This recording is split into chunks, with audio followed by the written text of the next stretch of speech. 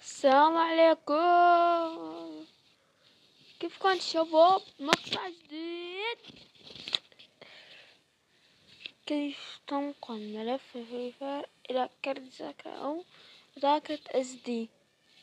تفوتوا هذا معلومات التطبيق، هذا مكان التخزين، لأنهم تم استخدام مكان التخزين وحدة التخزين خارجي نحطتها SD، ذاكرة SD أو ذاكرة ذاكرة.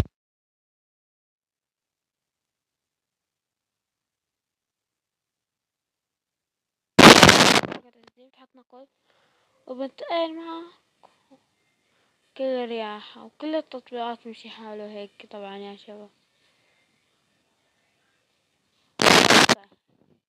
هيك كنا نهاية الفيديو، لايك اشتراك. السلام عليكم ورحمة الله وبركاته.